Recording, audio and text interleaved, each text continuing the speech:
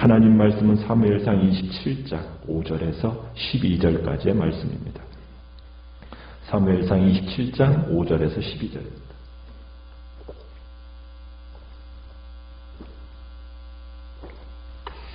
사무엘상 27장 5절입니다. 다윗이 아기스에게 이르되 바라건대 내가 당신께 은혜를 입었다면 지방 성읍 가운데 한 곳을 내게 주어 내가 살게 하소서. 당신의 종이 어찌 당신과 함께 왕도에 살리이까 하니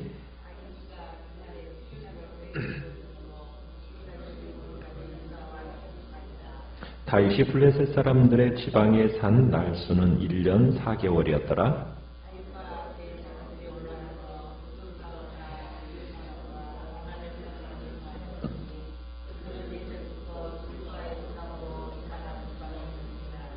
다윗이 그 땅을 쳐서 남녀를 살려두지 아니하고 양과 소와 나귀와 낙타와 의복을 빼앗아 가지고 돌아와 아기스에게 이르매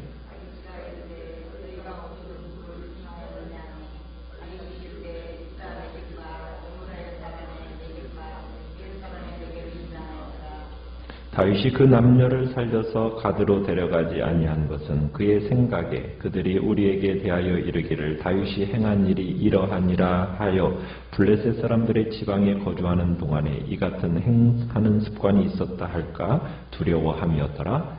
아기스가 다윗을 믿고 말하기를 다윗이 자기 백성 이스라엘에게 심히 미움을 받게 되었으니 그는 영원히 내 부하가 되리라 생각하니라. 아멘. 오늘 말씀의 제목은 사울을 피해 가드로 피신한 다윗이라는 제목으로 말씀을 나눕니다. 다윗이 사울의 추격을 두려워한 나머지 이방 땅 블레셋 땅으로 들어갔습니다. 다윗이 600명의 식솔과 그의 가족들을 거느리고 블레셋으로 망명한 거죠. 그러니까 최소 가족들을 포함해서 2,000명 이상의 사람들이 이제 블레셋으로 망명하게 된 겁니다. 그리고 아기스가 살고 있는 성읍에 같이 머물게 되었습니다.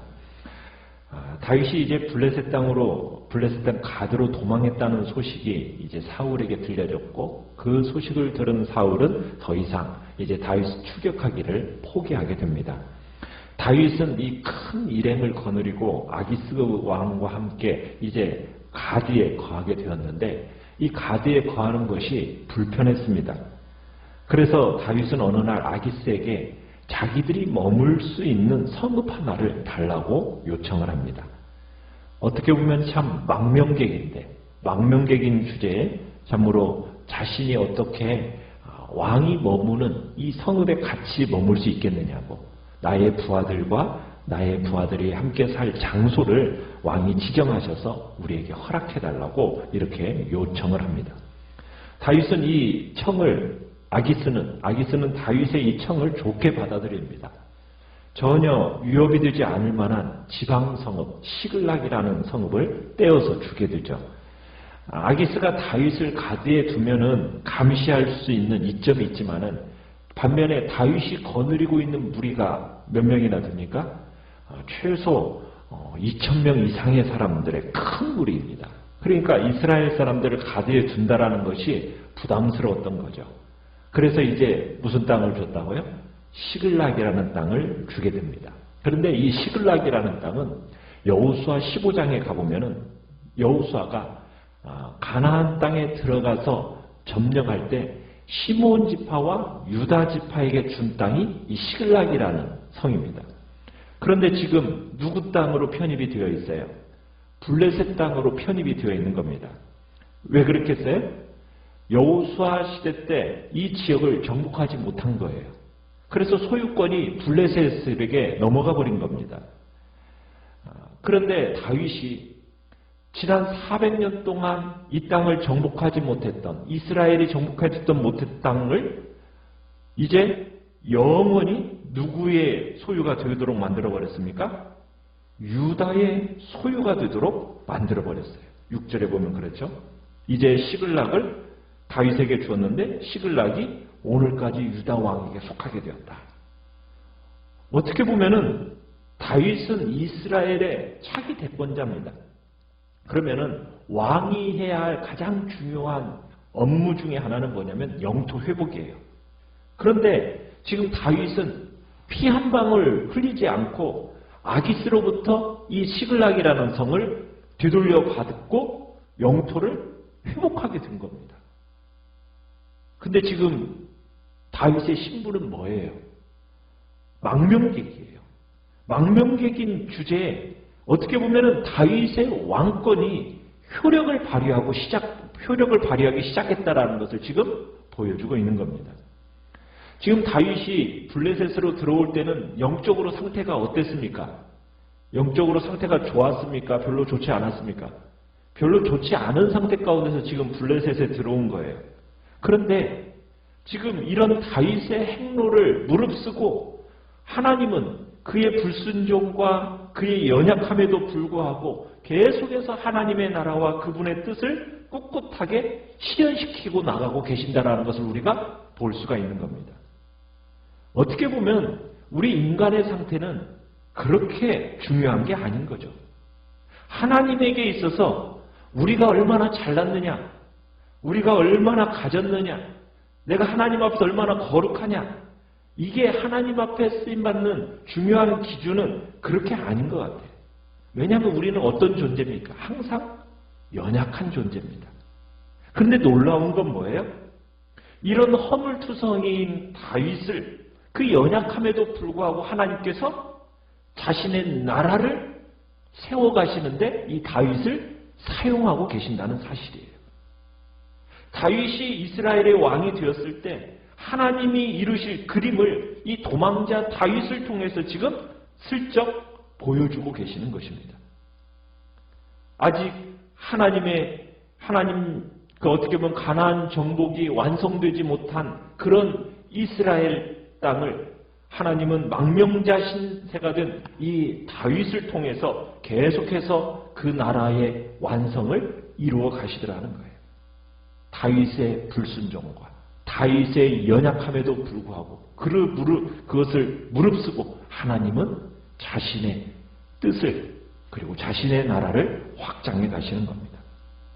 자, 이렇게 시글락을 차지한 다윗, 그곳을 발판을 삼아서 자신의 입지를 이제 강화해 나가기 시작합니다. 시글락이라는 땅은 가드에서부터 약 40km 떨어진 곳이에요. 그래서 가드에서 멀리 떨어져서 아기스의 감시를 피하기에 참 좋은 곳이 이 시글락인데, 이제 다윗이 그의 부하들과 함께 이제 시글락에 머무면서 무슨 일을 하는가? 어떤 일을 하고 있는 것을 보게 됩니까? 8절에 보니까 어떻게 보면은 매일같이 이스라엘을 노략질하는 척하면서 실제로는 어디를 공격하고 있습니까?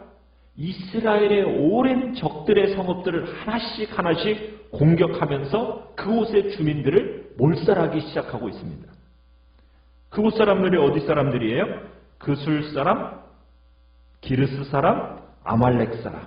이 사람들을 주 타겟으로 삼으면서 그들을 공격하면서 이제 몰살하기 시작하는데, 아말렉 사람들은 어떤 사람들입니까? 이미 사울에게 공격을 당했던 이스라엘의 영원한 원수들이었습니다.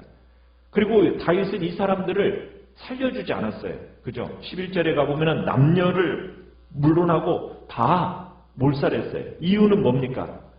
그들을 살려두면은 거짓말이 탄로날까 봐서 이스라엘 어떻게 보면은 일부러 사람들을 다 죽이고 전리품만 챙겨오는 겁니다. 그리고 전리품 중에 일부를 누구에게 갖다 바칩니까? 아기스에게 딱 갖다 바치는 거예요. 어떻게 보면은 지금 다윗은 망명 중에도 이스라엘의 왕으로서 해야 할 의무를 감당하고 있었던 거고, 자기 동족에게 이로운 전쟁을 하고 있었던 겁니다. 그래서 아기스가 이상해가지고 10절에 보면 다윗의 행방에 대해서 묻습니다. 그러면은 다윗은 뭐라고 답변을 했어요? 유다 고울들을 치고 돌아오는 길이다라고 둘러대는 겁니다. 어떻게 보면은 지금 블레셋과 이스라엘은 원수 관계예요. 그런데 다윗이 지금 이스라엘을 치고 돌아왔다고 하니까 어떻게 보면은 이 보고 속에서 아기스의 마음이 다윗이 이제는 내 편이다. 거기다가 노획물까지 딱 바치는 것을 잊지 않고 그대로 행하니까 막 다윗을 아기스가 신임하기 시작하는 겁니다. 그러면서 아기스가 속아 넘어가요. 아기스는 이제 자신이 정말 용맹하고 충성스러운 군사 동료를 얻게 되었다고 기뻐하게 됩니다. 다윗이 이스라엘과 이제는 뭐가 됐다라는 거예요. 원수가 되었으니까 이제는 다시는 자기 민족에게로 돌아갈 일이 없게 되고 이제는 영원히 이스라엘 왕의 부하로 남을 거라고 이제 아기스가 계산하게 된 겁니다. 자, 여러분, 이 다윗의 이런 삶을 보면서 어떤 생각이 드십니까? 아니, 다윗이 이렇게 거짓말하고 이런 도덕적으로 좀 저급하지 않은가? 우리는 여기에서 다윗의 어떤 그러한 모습을 보기보다는 하나님의 구원을 봐야 됩니다. 하나님. 지금 우리가 이 성경을 읽을 때 겉으로는 드러나고 있지 않아요. 그렇지만 그 밑에는 뭐가 흐르고 있느냐? 하나님의 다스리심이 이 주제 면면이 흐르고 있다는 것을 우리가 기억해야 됩니다. 다윗이 어디에 있든 하나님은 그와 함께 계신다라는 거예요. 다윗은 지금 그저 자기 해야 할 일을 할 뿐이에요. 왜? 어떻게 보면 영적인 삶에 있어서 전혀 적합하지 못한 것처럼 보입니다. 그렇지 않습니까? 환경도 그렇고. 그런데 그런 환경 속에서 다윗이 지금 해야 할 일은 뭐예요? 살아남아야 되는 거예요. 최선을 다해서 살아남는 것밖에는 지금 자기가 할 수 있는 게 없는 거예요. 아기스 왕에게로 갔는데 지금 아기스 왕에 대해서 막 분개하거나 아니 저렇게 어떻게 우상 숭배를 해? 하면서 야만적이다라고 하면서 블레셋 문화에 맞서거나 이렇게 하질 않아요. 아기스 왕 앞에서 내가 도덕성과 양심을 지켜야 되니까 어찌든 나는 정직해야 돼. 그렇게 하지 않고 어쨌든 다윗은 뭐 하려고요?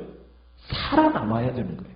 그래서 지금 거기에 맞춰서 거기에 경제법에 맞춰 살고 그곳의 도덕법에 맞춰 살아가는 거예요. 그런데 이 이야기가 옳다라는 이야기를 하는 게 아닙니다. 다윗이 그저 이렇게 했다라는 이야기만 하고 있어요. 그저 이렇게 했다. 그런데 하나님은 바로 그런 상황 속에서도 어떤 분이시더라? 자신의 뜻을 이루어 가시는 분이시더라. 그리고 하나님은 다윗이 언약을 배신하지 않도록 그를 지켜주시는 분이다라는 것을 우리는 보게 되는 겁니다. 그리고 다윗이 하나님의 기름 부음을 받은 자로서 자신을 어떻게 보면 충실하게 그가 어떻게 보면 충실하도록 그를 지켜가시는 분이 하나님이라는 것을 보여주고 계시는 거죠. 그러니까 하나님은 자신의 구원을 이루어 가십니다. 그래서 우리의 영적인 삶이라는 것은 어디에 포커스를 맞추느냐면 내가 하나님을 위해서 무엇을 하느냐 여기에 포커스를 맞추기보다는 하나님이 나를 위해서 무엇을 하고 계시는가 여기에 우리의 영적인 포커스 중요한 관심사를 가지는 것이 중요하다는 얘기죠.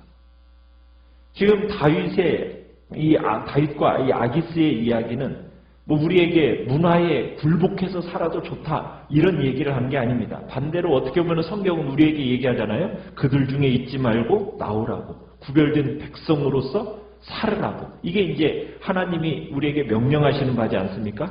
다양한 성경의 구절에서 세상의 그 문화의 흐름에 저항하며 살아가라고 우리에게 가르쳐요. 그런데 어떤 경우는요. 거대한 그 문화의 압력에 압도되어 있는 그런 일이 있다라는 거예요. 여러분 공산주의 국가에서 북한 땅에서 정말 신앙을 지키면서 살아남으려면 어떻게 해야 될까요? 거기에 맞서서 싸우면은 살아남을 수 있겠습니까? 그런데 살아남아야 되는 것이 하나님의 뜻이라면은 그런 상황 속에서 자신이 살아남을 그 기회를 만들어 가야 되는 거죠. 그런데 그런 상황 속에서도 하나님은 보이지 않게 섭리하시고 비밀리에 일하신다라는 것을 하나님은 보여주신 거예요. 우리가 스스로 하지 못하는 일을 우리를 위해 해주시는 분이다. 이제 특별히 이제 28장 전반부와 29장에 가보면은 어떻게 보면은 다윗이 이 블레셋과 이스라엘의 전투 속에서 선봉장에 서야 할 그런 정말 어떻게 보면은 더 이상 물러날 수 없는 그런 상황 속에서 하나님이 정말 섭리 속에서 이 모든 것들을 다윗을 지키시고 보호하시는 그 모습을 보게 돼요. 그러니까 우리는 이 가드의 아기스 우사 밑에 살아가고 있는 사람들이 의외로 이 땅에도 많이 있습니다. 스스로 살다 보면은 죄책감도 느껴요. 그런데 솔직히 어떻게 살아야 될, 어떻게 해야 할지 모르는 경우들도 있다라는 거예요. 왜냐하면 하나님의 나라를 공공연하게 경멸하는 사업체, 이 사업하는 사람이 그런 사업체와 거래를 해야 할 때가 있어요.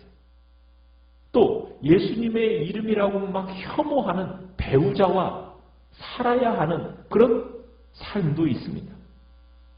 또 가난한 자들을 착취하고 압제하는 자들을 외면하는 그런 경제 체제 속에서 어쩔 수 없이 얽혀있는 그런 일들도 있어요.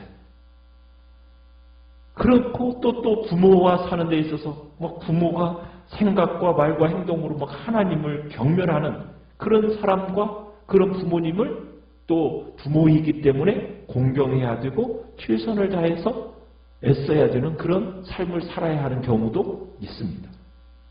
정말 손가락 하나 어떻게 할 수 없는 그런 상황 속에서 우리가 뭘 도와야 되느냐. 그런 삶 속에서 하나님이 자신의 뜻을 완벽하게 이루어 가시는 어떤 분인가를 우리는 또한 그 자리에서 볼 수 있어야 되는 거예요. 손가락 하나 움직이면은 도리어 블레셋 사람을 돕는 꼴이 되어지는데 그런 상황 속에서도 하나님을 우리를 신실하게 그 속에서도 구원해 가시는 분이다라는 것을 볼 수 있어야 된다는 얘기죠. 오늘도 하나님은 우리를 붙들어 주십니다. 우리의 실수로 나타나지 않도록 하나님의 전능하신 손이 우리를 덮을 수 있도록 우리는 기도해야 되는 거죠. 그리고 하나님의 뜻을 깨달아도 그대로 살 수 없는 연약한 자임을 고백해야 되는 겁니다. 이런 악한 세상에서 능히 그런 거 감당할 수 있게 달라고 하나님의 긍휼을 간구하는 것이 우리의 신앙의 모습이 되는 겁니다. 그리고 하나님의 지키심이 없고 하나님의 도우심이 없다면 나는 하루라도 살 수 없습니다 라고 하나님 앞에 고백하면서 혹여나 일이 잘 될 때면 그건 내 지혜요 내 머리로 된 게 아니다라고 하나님 앞에 고백하면서 정말 보이지 않는 하나님의 그 간섭하심을 주님 깨달아 알게 하시고 하나님을 더욱 바라보면서 그분만 신뢰하는 믿음으로 살아가게 해달라고 이 시간 주님 앞에 기도하며 나가시기 바랍니다. 말씀을 생각하면서 기도하시고